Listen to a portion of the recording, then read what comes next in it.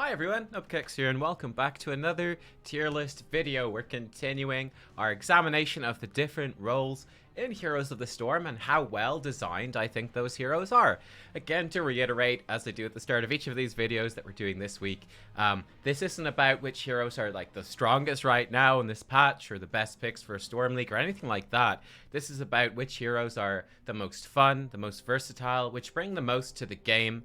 And just have the best designs and good original ideas. And then also, conversely, which heroes are the worst? Which heroes have bad designs, I think design mistakes in them, make the game kind of a little less fun, and so on and so forth. But in this one, we're looking at the melee assassins. Actually, technically, the next one on the list was supposed to be ranged assassins, but I decided to do melee assassins here instead, seeing as we just did bruisers. And I think there is a relatively good overlap between bruisers and melee assassins. It got a little bit muddled, you know, it was a little bit muddled even before that with, you know, with the role rework and everything. So I just thought this made sense. Anyway, without any further ado, let's dive right into it. Okay, first up we have Alaric.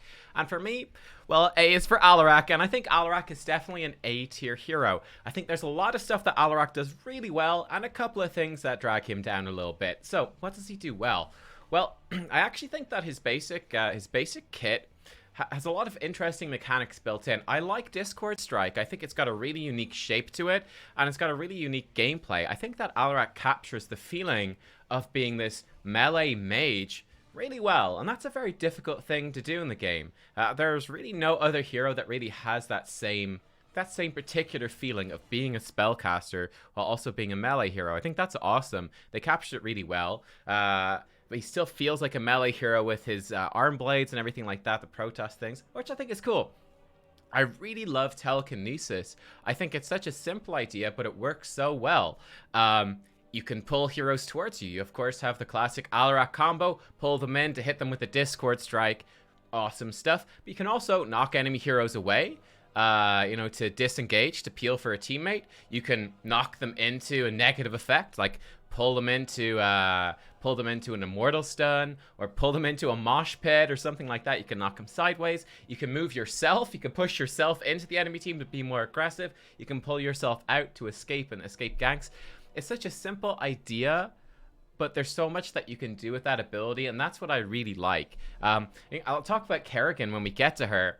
And it's one of the downsides of Kerrigan, I think, is that with her combo, pulling them into your stun, it's those abilities, they kind of have to go together, right? They kind of have to go together. On their own, both of those abilities don't really do much.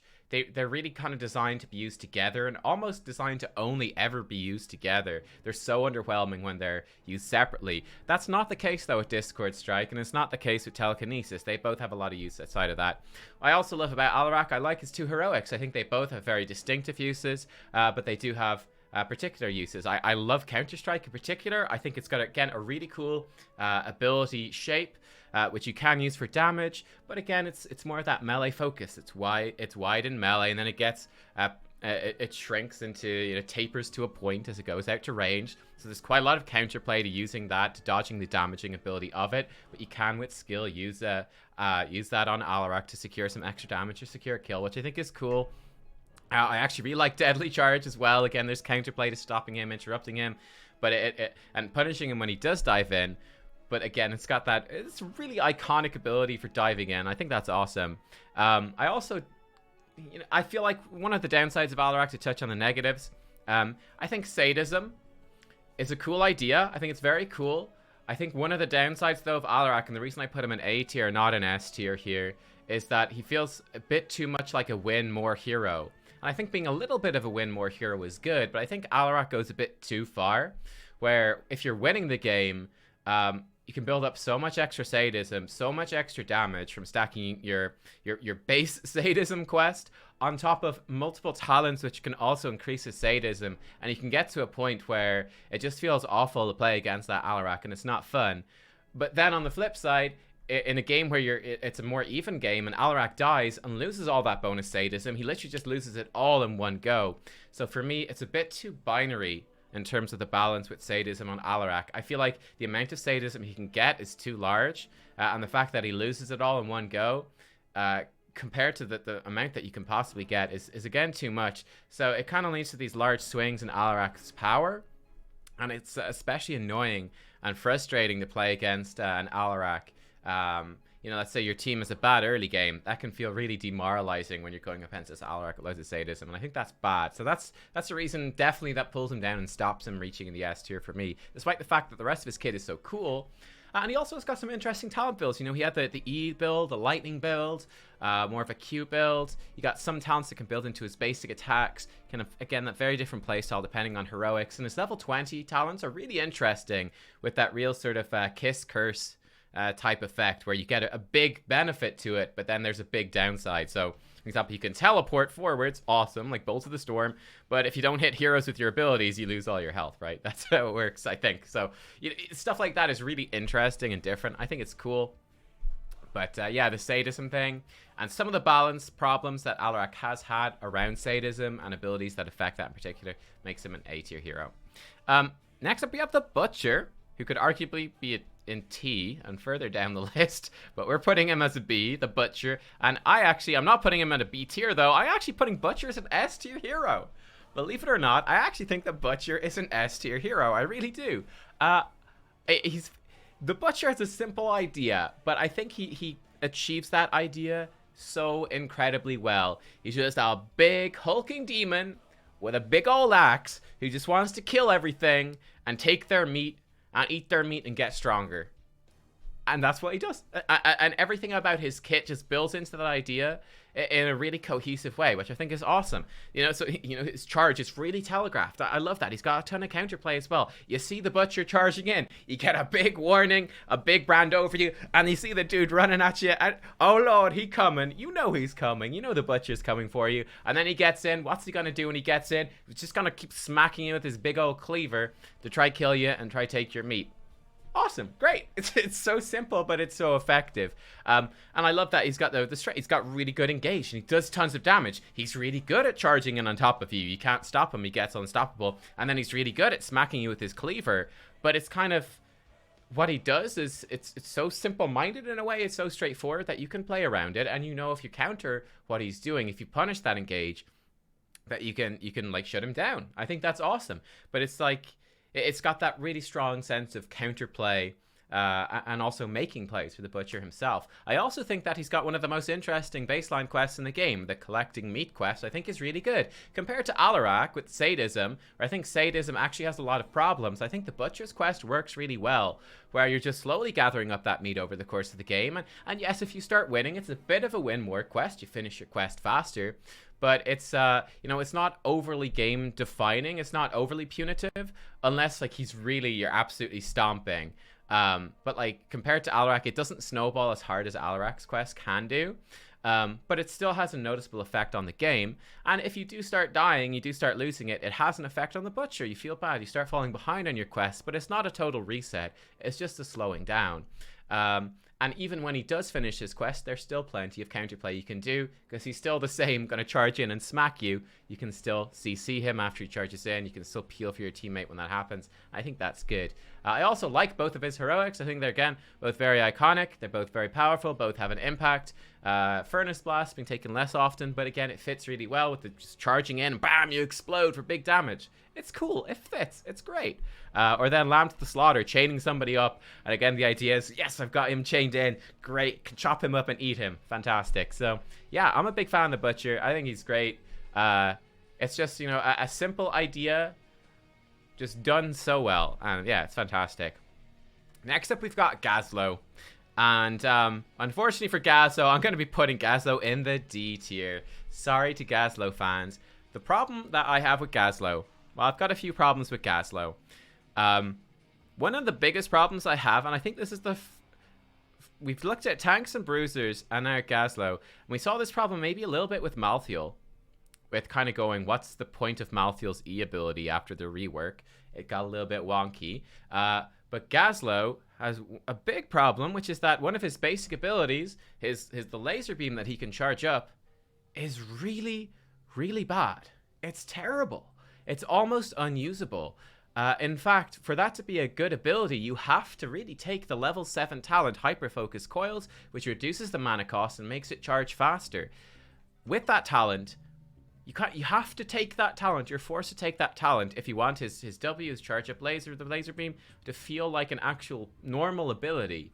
And without that talent, it just feels terrible. And it's almost unusable. And for the most part, you can play the hero without ever using that. And I think that's really bad. And like I said, there's been almost no heroes that we've looked at so far that have had that problem of having like an actual ability, a core ability, a key ability that feels that bad to use. So that, for me, that drags Gaslow way down on the list. It just has to. On top of that, I think, the whole collecting scrap mechanic is relatively undercooked. It doesn't really feel that impactful. And again, it's almost something much like the laser that you could almost ignore and still, not even, it doesn't really even have that big of an impact on the gameplay, which I think is pretty bad. Now, obviously, I think the building turrets is really cool. I think building turrets is great, and setting those up while being the sort of immobile hero that can punch things pretty hard. But the idea that you're vulnerable, you're peeling with your turrets, you're setting up like a bit of a base for yourself, I think that's awesome and that's nice. And I think his bomb ability, the AoE counting down to stun, I think that's awesome too. I think that's great. And Robo Goblin is nice and iconic as well. I think that's a great heroic. Another thing though that does drag him down is Gravel Bomb. Gravel Bomb's just not good. It was cool when the game first came out. It had a place, it had a purpose. But nowadays, with Zarya, with her gravity pull them in, what's it even called? I can't remember. Graviton Surge, I don't know, where she pulls everything in, or like Maiev who pulls everything in, and other heroes as well, right? There's just a lot of other heroes that have these AoE setup ults now that it fits more in their kit. It just has more of an identity, and it's just better. It's just more viable. So that leaves Gaslow in this really weird place where Gravel Bomb is just, again, it just doesn't really feel very relevant to the game anymore like it did when the game first came out and it was more unique. That uniqueness has just fallen off over time. And yeah, that for me makes Gaslow a D-tier hero. His talents aren't great. The fact that you need a talent to make one of your basic abilities actually usable is really bad. And obviously, I think that Gaslow, he is lovable. He's that hero. He's so bad. He's such a meme that he's good. And actually, for a lot of probably most players, like in Quick Match or in like Bronze, Silver, even Gold, I say he is actually one of the better heroes in the game in terms of his viability for winning. Absolutely rubbish once you get to Master and above. He's really quite weak then. But yeah, he does some things nice. He does some things well. You love to hate him, you hate to love him. Gaslow, D tier, I think is a good place to put him. There you go, that's Gaslow. Next up, we've got Illidan. And for me, I'm going to put Illidan in the C tier, actually. I'm going to put Illidan in the C tier, which I feel like I'm being a little bit harsh to Illidan. But much like Gaslow's Gravel Bomb, I feel like Illidan, as a hero, really struggles, or has really struggled to find a place, to find an identity in the game for a very long time. So he was one of the first heroes designed for the game, and then over the course of Heroes of the Storm's life, obviously we ended up with this role system that we have now, where we do have these, the idea of bruisers, right? And solo laners became such a core part of how we play the game. And Illidan is in sort of a weird spot in that whole meta. He's great at doing merc camps. He's got great mobility, but he's got kind of low damage output. And yeah, I don't know. He just kind of, I feel like he struggles to really stand out and to be epic and to be awesome. He just doesn't quite, when Illidan's in a game, it's like, yeah, he's okay, but he doesn't have that dramatic effect. He doesn't have that interest, that intrigue about him that an Alaric has, that a Butcher has. That's something like in the tanks that ETC will bring to the game, or even that like Sonya brings to the game. Sonya doing a relatively similar role, but I think she just, she just stands out a little bit more than Illidan. I feel like Illidan, in fact, this guy down here, Abathur, Illidan almost, as an interesting hero, is almost entirely dependent on Abathur to make him interesting. And I think that's not a great thing to have in terms of your hero design. Now, some things that do work well with Illidan, he does have a couple of different builds, which I think is interesting. You can build for the hunt and a kind of global gameplay, and the hunt is a really iconic ability, so I think that's very cool. Meta, of course, Metamorphosis is also a very iconic ability and very cool, and you can build a sort of W build with basic attacking, that sort of thing. But yeah, you know, it's the same problem that Tyrael had, actually, when we looked at tanks as well. You know, back when the game first came out, you know, like Illidan, Tyrael, dive buddies, that sort of thing. Abathur being along there as well. You know, these were like relevant gameplay styles. But with all the changes to the game over the last few years, new heroes being added, new maps, rebalancing to how maps work, experience, split pushing, everything like that, I feel like Illidan just kind of fell out of being a particularly interesting hero and a particularly relevant one. I think he's okay. I think he's fine. He's all right, but he just doesn't stand out to me in any particular way. Nothing as epic as you would think a demon hunter could be. You know, if you remember coming into Warcraft 3 for the first time and being like, Illidan, he's cool. He's badass. I want to be a demon hunter. That's awesome. Or like a demon hunter's in WoW. You want to be that. It's awesome. Don't think Illidan really manages that. Except we've got Kerrigan. I'm actually, believe it or not, going to put Kerrigan in an S tier. Kerrigan's not a hero I see very often, but when I sat down and I thought about her and I looked over her taunts, I looked over her abilities, I said, you know what? I actually think that Kerrigan is a really, really interesting character. I really do think that she is. I like the basic gameplay loop of Kerrigan. You know, that idea of being this, like, an initiation melee assassin. You know, everybody knows about the Kerrigan combo. In fact, I think it's one of the downsides of the hero, which I talked about when I mentioned Alaric. It's one of the only things I actually don't like about her, actually, is the fact that her W ability, the Impaling Blades, and the Psionic Grasp, I think it is, her E, which pulls people in, the fact that they basically have to be used together, and if to use either on their own, to use either individually, just feels pretty terrible. Like, they're clearly designed to be used together almost exclusively. I think that is a big downside. But nonetheless, what that does in the game, and I like the rework now where she can have a couple of charges of her leap and she can leap around a little bit, pull people in. It's such a big part. It really can define a game in I think a really healthy way. You can counterplay the Kerrigan combo. You know, you can look to dodge it. You can look to punish her when she comes in after she's used it and she's a bit vulnerable, which I think is really neat. There's really interesting and fun skill gameplay, I think, to playing Kerrigan, to choosing your moment, to using those charges of mobility properly and landing those big combos and playing around your combo. I think is really cool too. I actually think that her trait is super interesting as well, and she's got multiple talents that build around that, which I think is very cool. Like at level 1, you can choose a whole bunch of different ways to build up assimilation more effectively, which I think is really intriguing. Assimilation was when she does damage, she generates a shield for herself, a temporary shield. And again, like if you imagine on Infernal Shrines, one of the most classic Kerrigan maps, you can imagine, you know, the Kerrigan, a Kerrigan who's properly utilizing her abilities around the shrine can build up a really big shield. And again, that creates a really interesting gameplay moment in the game where it's like, okay, we want to push in and fight for the objective, but this Kerrigan is playing it really well. She's built up this nice shield, and now she's a lot tougher to fight than she would otherwise be, and it lets her engage onto us. And then how do we punish her with the shield? It's tricky. You kind of have to wait that shield out, position smartly, and then when that shield is fallen off, then you can choose your moment to engage when the Kerrigan's a bit weaker. I just think that's really fun. You know, that short duration shield that can have a big impact. I think that's really nice that Kerrigan can use that, and good Kerrigans can play around it, and teams can play against it as well. I think that's awesome, right? It's really good. I also like her 2 heroics. I think they're great. They did a good job of balancing them out, I think. You got Maelstrom, which is just, you know, AoE damage, which again is empowering her shield, and I think that's fine and good. It lets her sort of dive in and be right in the middle of the enemy team. Or then you've got the Summon Ultralisk, which obviously used to be terrible, but now has a much more interesting skill shot component with a little bit of a stun on it, and I think, and you're able to control it and move it around, and I think that became kind of interesting as well.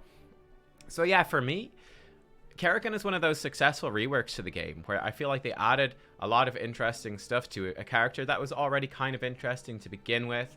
I remember when I first started playing the game, I actually didn't like Kerrigan that much. I didn't feel like it captured the psionic aspect of Kerrigan from StarCraft 2. I still think that's perhaps a bit lacking, But I think that they did end up creating a really interesting character with some interesting talent choices. You know, even her level 13 talent here, for example, do you want the Chrysalis to pop into Chrysalis to protect yourself? Or you can get, you know, generate even more shields, but now the shield lasts half as long. So you've got a really much smaller window, but that window is much more impactful. That sort of stuff is like, that's a really cool gameplay thing. So yeah, for me, Kerrigan is a great example of what a melee assassin should be. And again, I think that one thing about these two as well, they do distinguish themselves, I think, from bruisers. Bruisers being a lot tankier. These characters bring the same aggression that I think a good bruiser brings, the same aggressiveness, but, you know, they feel more dangerous, yet it also feels a lot more dangerous to play as them, right? They bring more of a threat, but they're always being threatened themselves. And I think that's exactly what you want in the melee assassin. Next up, we've got Maiev. And again, I'm going to be putting Maiev in the A tier. I think Maiev is fantastic. I think Maiev is great. Maiev added a lot to the game. I think she really captured the idea, again, of what a warden is supposed to be. You know, the idea of locking people down, being kind of agile, being sort of elusive herself. But yeah, I just think they did a great job with Maiev, and she fits, she has great synergy. It's almost difficult to find a hero that doesn't synergize with the Maiev and the lockdown CC that she can provide in the initiation. And I think that worked in a really interesting way. Now, one thing that definitely brings Maiev down is Maiev struggles, or has struggled historically, a lot with balance issues. She was drastically overpowered when she first came out, and then several nerfs and she was still overpowered. I think she's in a reasonable place right now where she's very good, but not necessarily overly dominant. But I think you do have to take that, you know, quite long-standing balance problem into account with a list like this. I also think it's had an effect, a negative effect, on her talent tree. Her talent tree, I think, had good potential, had interesting things going on. Like, you could build into, you know, her Spirit of Vengeance, her little teleporty thing, cool. You could build into her Q. And I think I love the little gameplay aspect as well of her Q, her Fan of Knives. And, like, the little resets that she can get with that is really interesting. It adds interesting gameplay to Maiev. It's an interesting escape skill shot, which synergizes with the rest of her abilities. That's great. You could build into that with some talents, though. You could build into her basic attacks a little bit.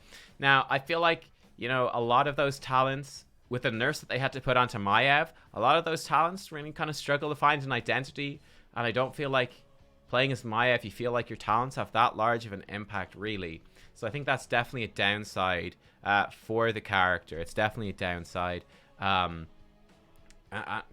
I think it's tricky. It's just a design problem. Was that she was just too good. She was just too strong. And now, having brought her down to a reasonable level, she lost a little bit of that identity. But oh well. I also feel like, you know, the containment disc heroic is quite cool, and it's appropriate thematically to Maiev, obviously, with the warden and imprisoning someone, locking them away. But I feel like that does struggle a little bit to have all that much relevance to the meta.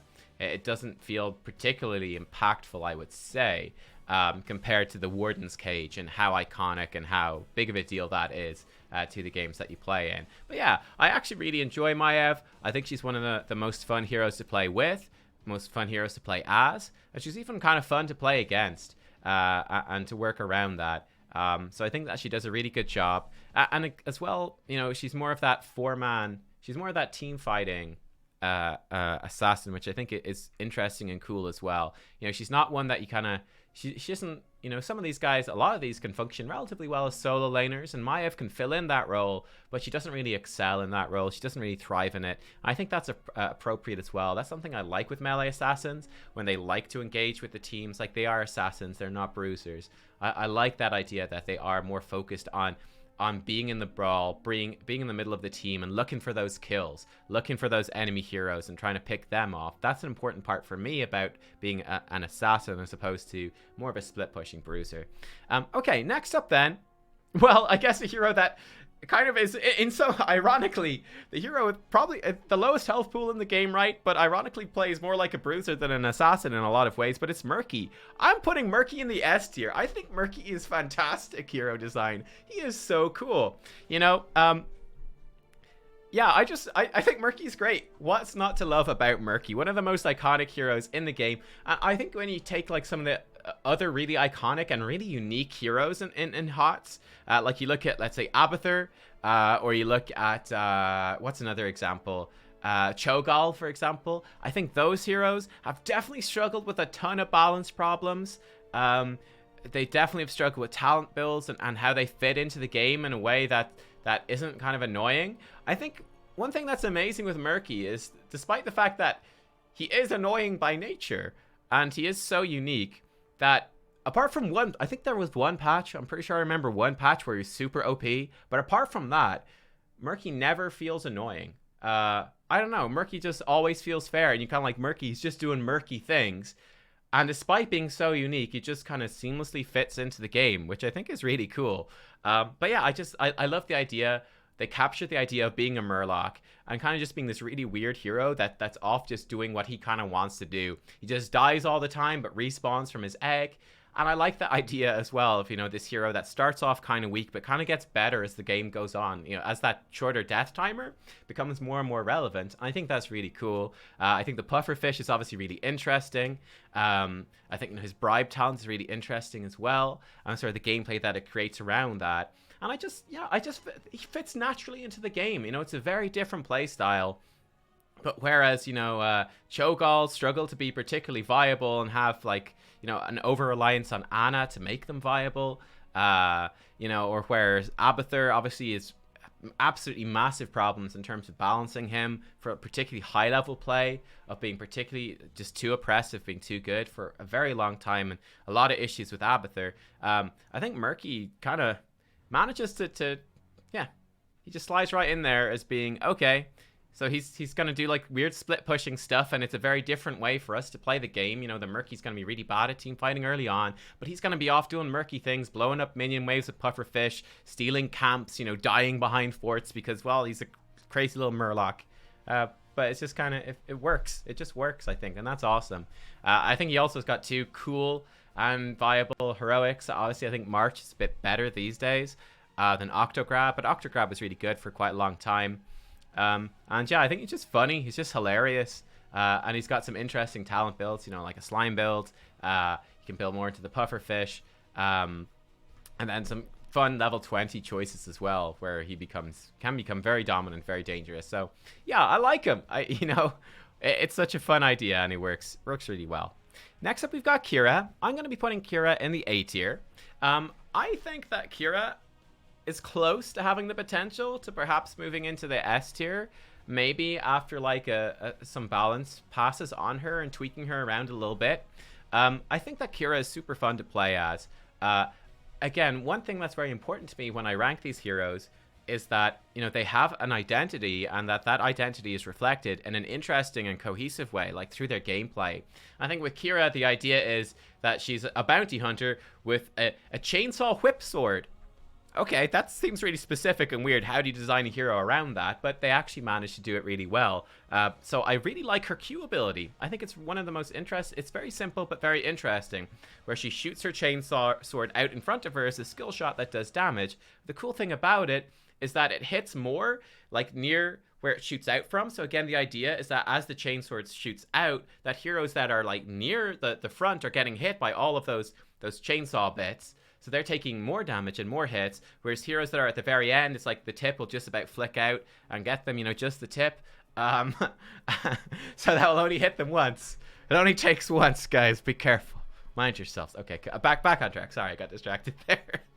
But yeah, I think it's a very simple idea, right? But it does capture the idea of that chainsword. And then I also love her trait, I think, is really interesting, of applying those bleeds. And again, just how that interacts. Applying the bleeds with the chainsword.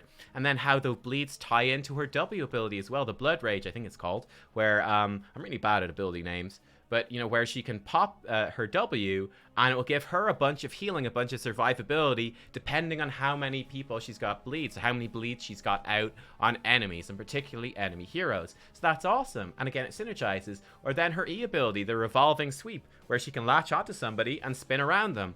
It's very iconic. It looks great. There's big counterplay to it as well. You know that, okay, when Kyra has her E, her spin, we got to be careful because she can just like dodge everything and then stun somebody, perhaps knock them a little bit out of position, and she can reset some of her spells while she's spinning. So, you know, it's a big moment of power for her. But if she misses that ability, or once she comes out of that ability, we know that she doesn't have it and she's actually quite vulnerable. We can play around that. I think that's fun. And of course, the Revolving Sweep also applying bleeds or reapplying bleeds adds some interesting gameplay too. She also has 2 great heroics, of course. You've got her, oh gosh, what's it called? But the one where she spins around her whip and she's just whipping everybody, which again is putting out lots of bleeds and then it will stun them all at the end. I think, again, it's fun, it's interesting, it's unique. You kind of want to move away from Kyra when she's doing that. You don't want to get hit by all of that. You can stun her, you can knock her back. There's counterplay. If she gets a good one off, though, it has a big impact on the team fight. Or then she's got her very skill shot intensive, you know, big cast time, final strike one, which is a narrow skill shot. But again, has that execute damage, which I think is really cool and fits with that theme of the bounty hunter. It's very much a reward skilled play, and it doesn't really feel too unfair or too annoying to play against at all. You know, you kind of, when she kills you with it, you kind of go, okay, well, they got me low, and she hit that skill shot, it's difficult to hit, so fair enough to her. What don't I like about Kyra? So, I think Kyra, obviously, when she came out, was OP as well. There was a bug, for example, with her bleed talents and stuff like that. But one of the problems I have with Kyra, a couple of things. One, criminal design decision, which was to reduce the range of her grappling hook. For me, that added a lot of frustration to me for playing as Kyra. She's one of the most fun heroes in the game, I think, to play as, but I hate that decision with the grappling hook. You know, basically they reduce the range of the grappling hook.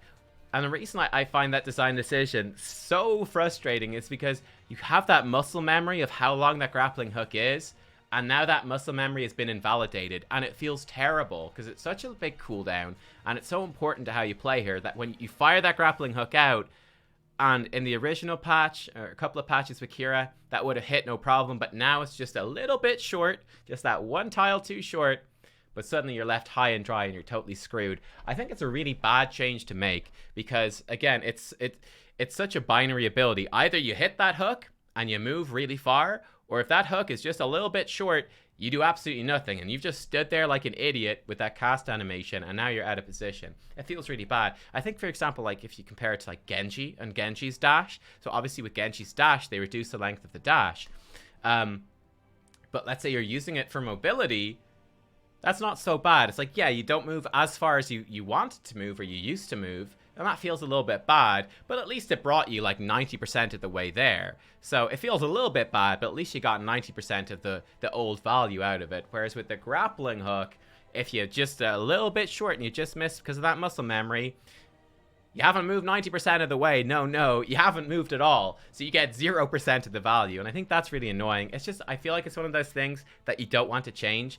I would much rather, with that sort of, with a move with that long of a cooldown and that big of an impact, I think that I'd rather see a longer cooldown or some other balance changes. I really don't like that idea of changing the length of that grappling hook. I find that was, for me, it seems like such a small thing, but I think if you like playing Kyra, and you played her, obviously I played her a bunch on the PTR, and then when she first came out to make videos, I just hate that change to muscle memory, and for me that was just a bad design decision, which almost would knock her down and place on its own, but it didn't. There's a couple other things with Kyra that I think are, you know, don't work super well.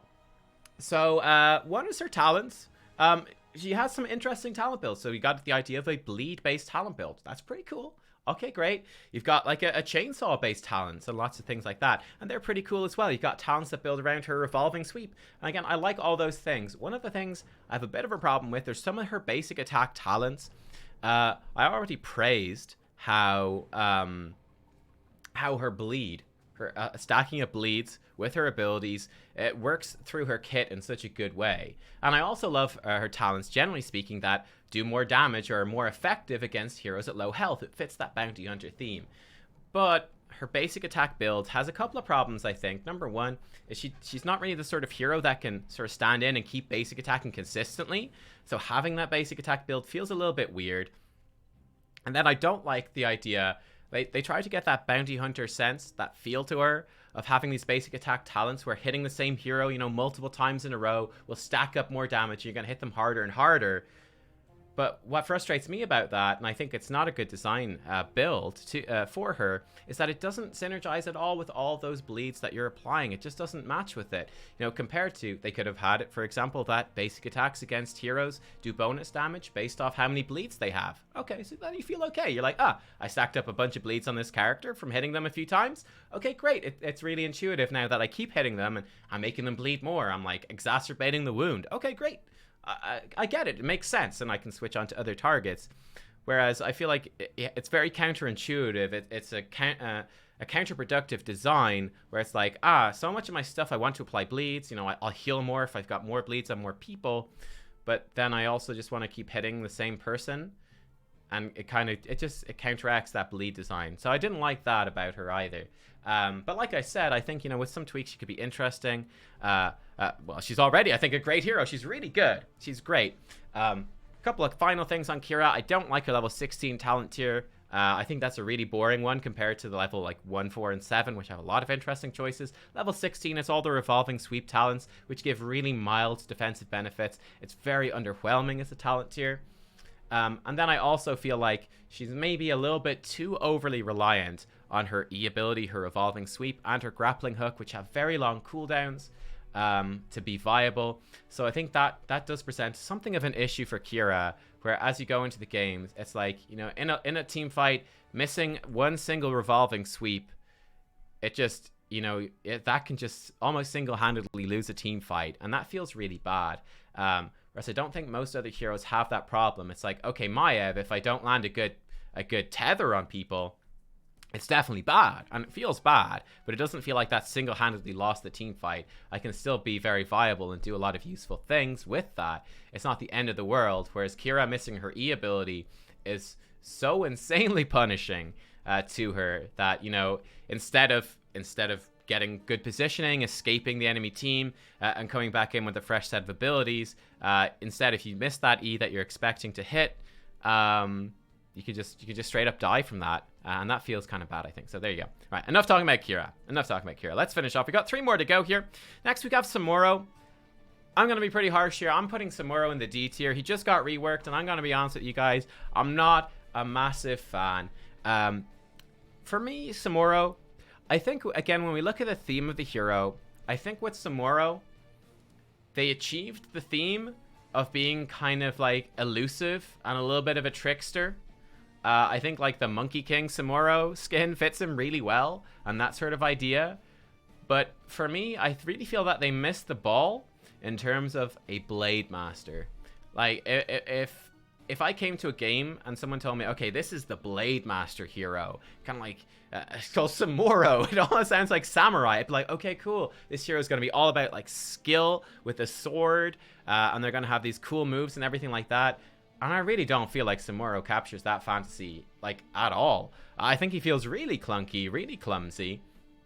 He doesn't feel good. Like, I think Kyra is a great example of where, you know, you say she's a cool sci-fi girl with a chainsaw whip sword.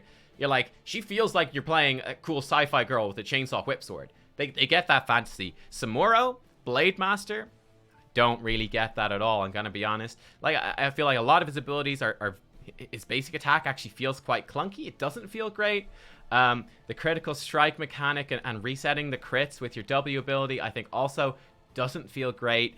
Blade Storm just feels so underwhelming and so weak. It doesn't feel like, you know, coming from being like an arms warrior in World of Warcraft with the Blade Storm, or coming from like Warcraft 3 with the Blade Storm, where it's such an iconic and powerful ability. It feels so watered down and neutered and hot. I don't think it feels good.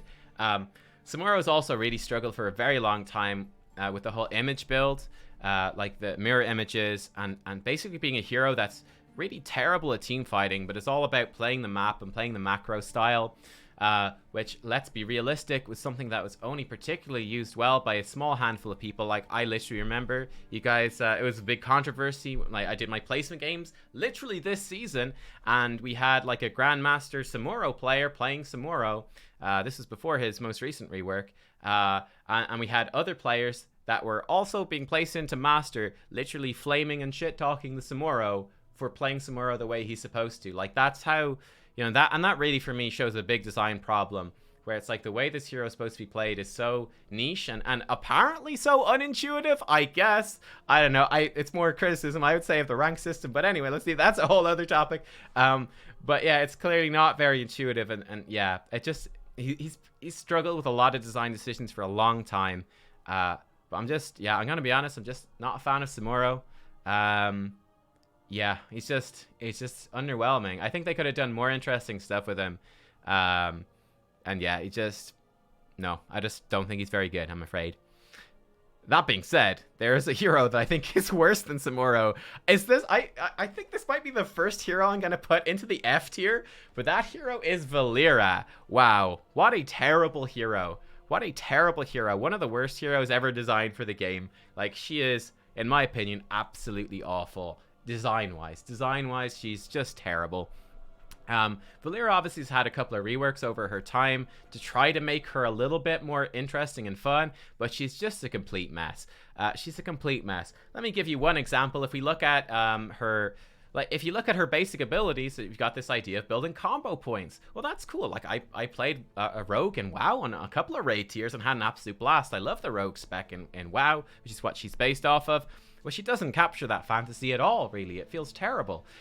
Sinister Strike, her Q ability, it's a dash, so it's kind of fun, you know, a little bit of dash mobility, but then it's also an attacking move where you want to dash into people. So as the rogue, one of your moves is you just kind of like boom, headbutt face. I mean, I know you go with your daggers, but the idea is you kind of like just headbutt into them. It's bizarre. It just doesn't really make much sense, and it just feels really bad and clunky to play with the Sinister Strike. It just doesn't feel good. It doesn't feel smart. It feels really weird, and I just don't like it. It doesn't feel roguelike at all. Even worse, though, is her W ability, Blade Flurry. What does Blade Flurry do? Well, it's this AoE attack around her, which generates more combo points the more heroes it hits. Again, that doesn't really fit with the idea of the rogue, who's more about those one-on-one sneaky duels. Like, what, are you going to be in the middle of the enemy team and you're going to be blade flurrying multiple people? In practice, not really. It's just really bizarre that it has this AoE component and it feels really bad. It's also terrible against minions. It does almost no damage. So using it against, like, for PvE purposes where AoE is more relevant, it still feels awful. It's like, what is the purpose of this ability? This is really bizarre. It's really strange. And then her Eviscerate, you build up those combo points for Eviscerate. Okay, cool. Well, what's Eviscerate? It must feel really badass, really powerful. Well, no. In fact, it doesn't actually hit that hard, and it feels pretty underwhelming, Eviscerate, for what it should be. So, yeah, for me, her base kit, I think it's just awful. I really don't like it. I really don't like it at all.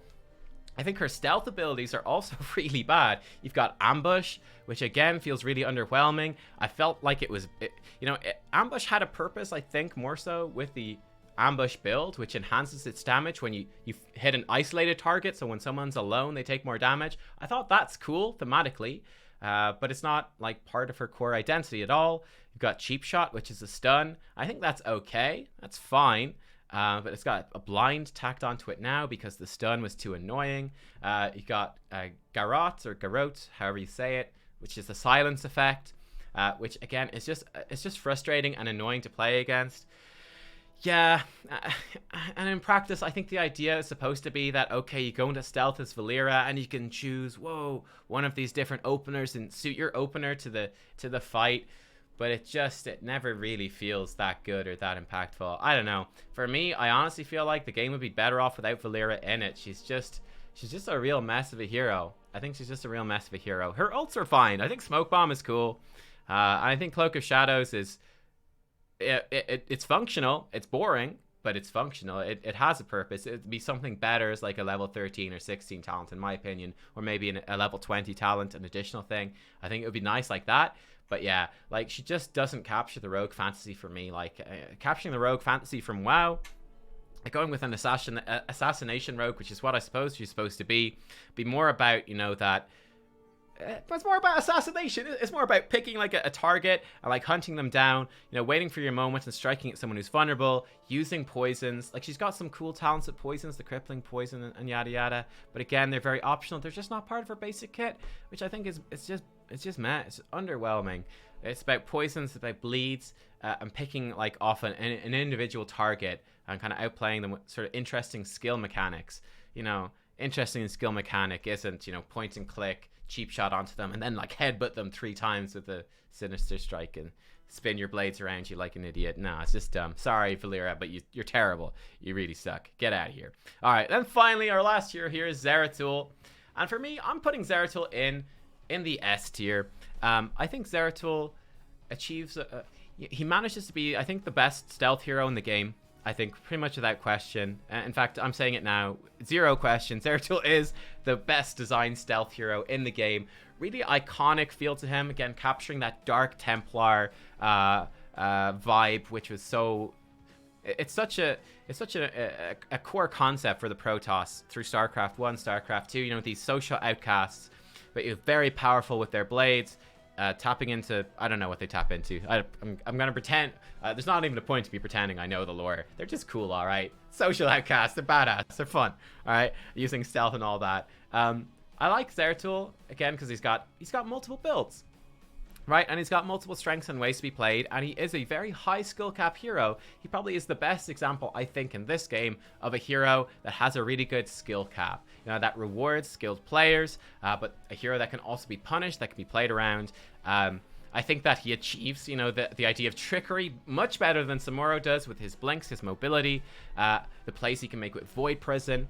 Someone actually left a comment because I said that I thought Mosh Pit was probably the most iconic heroic in the game, and a counterexample that one of the first comments I think gave was, I think Void Prison is the most iconic ability heroic in the game. I think you could definitely make that argument. Void Prison is so iconic and it's such a defining part of the meta for such a long time. But then he also has got the, what's it called, Might of the Nerazim or something like that, which gives him resets to his other abilities. So that really enhances his assassination, the idea of being this sort of stealth. Again, you build into sort of the might of the Nathrazim. That's Dreadlords from Warcraft. Nerazim, I think it is. Why are all these things the same? My life for Ire, my life for Ner'zhul. I don't know.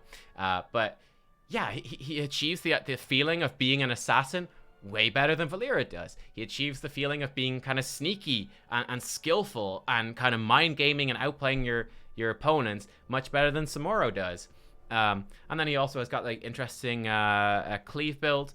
He's got, you know, interesting VP build, which again, just, you know, it feels like a much better engagement than Gaslow stuff. It feels more relevant. But he also is like this squishy hero. Yes, he's got mobility. Yes, he's got all these tricks up his sleeve. He can do a lot of damage. He can assassinate you and pick you off, but he's vulnerable himself, and that gives you some room for counterplay. He's obviously a bit, you know, it changes the way you play the map. Are you picking him instead of a solo laner, instead of a bruiser? Okay, well, he's going to be a lot weaker in the solo lane because he lacks that sort of self-sustain that heroes like, you know, Alaric has a bit of, or Kyra has a bit of, and they've got more, you know, a bit more range to them, that sort of thing. You know, Zeratul, he's going to be weaker in the solo lane. If you pick him in the 4-man team, then okay, you're going to have that assassin vibe, that assassin feel going around the map, but you're not going to have the same sort of strength and a straight-up fight in the 4-man that you would otherwise have. I think that works really well, too. And yeah, I like that. I said he's got interesting talent builds. He can go into more of a spellcaster build. He can go into his cleaving build, more of a basic attack type build. So I think he works really well. And yeah, I'm a big fan of Zeratul. And there you go, guys. And that's my thoughts on the melee assassins in Heroes of the Storm. Again, I actually think a lot of these are pretty well designed and have got a good identity and do some interesting things. Whether it's a very kind of simple hero like the Butcher, or a very complex and tricky hero like Zeratul, I think there's a lot of cool stuff going on. At the same time, these are the 4 assassins I think are weaker in terms of design. You know, I think especially when I look at like Gaslow, Samuro, and Valeera, Illidan's not too bad up in C tier. That's okay, but I definitely think that these 3, they're pretty bad in terms of design and really kind of struggle to find a place, and they struggle for their kits to actually make sense and to fit a fantasy, or for their buttons to even just feel good to press, which I think is a really big problem, and definitely puts them even across all the roles. This is kind of like a breakdown within the role itself. I think that if you compare these to other roles, like heroes like Valeera and Samuro they look really bad when you start comparing them to not just other melee assassins, but to other roles too. So there you go. As always, let me know what you think. Which ones do you think are the most well-designed? yeah, that's my thoughts on melee assassins. I will catch you guys next time for more. Thanks for watching. Bye bye.